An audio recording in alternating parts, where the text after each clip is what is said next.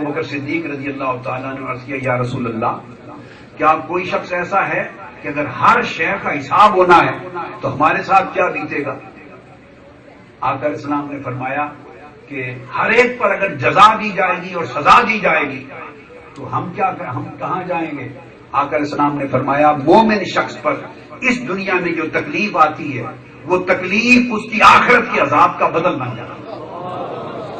مومن شخص پر جو بخار اور بیماری آتی ہے وہ عذاب آخرت کا بدل بن جاتی ہے۔ مومن شخص پہ جو قرض کی پریشانی آتی ہے وہ عذاب آخرت کا بدل جاتی ہے، یہ جزا بن جاتی ہے۔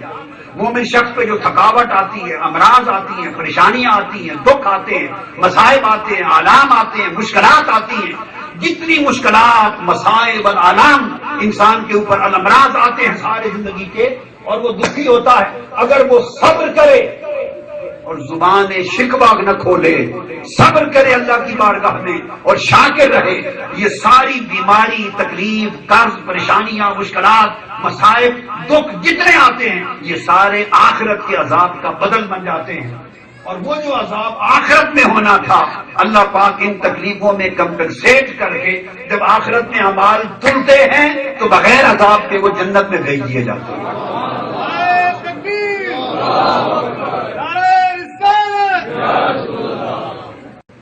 کیونکہ اللہ پاک نے ان کے ساتھ ارادہ کر لیا تھا بخشش و مغفرت کا، یہ بھی فضل ہے۔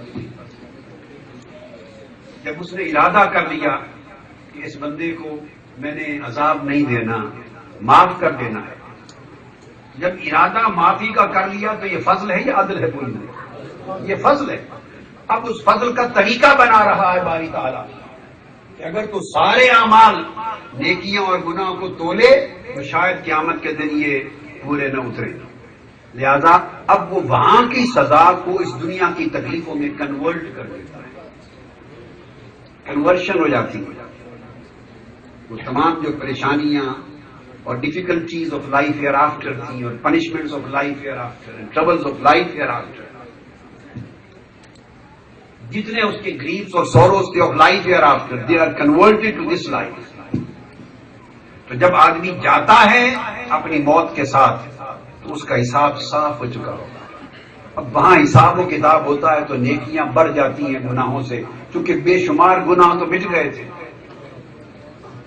حدیث پاک میں آقا علیہ السلام نے فرمایا کوئی شخص ایسا مومن نہیں جسے بخار آئے اور بخار سے اس کے گناہ معاف نہ ہوں اور درجات بلند نہ ہوں اگر وہ بخار صبر سے گزارے۔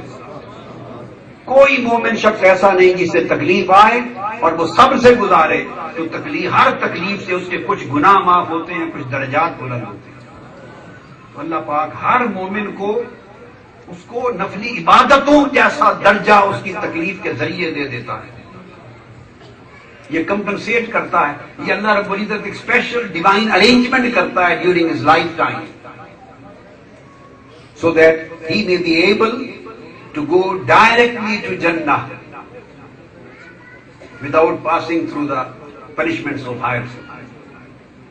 یہ ارینجمنٹ کرتا ہے اللہ تعالیٰ۔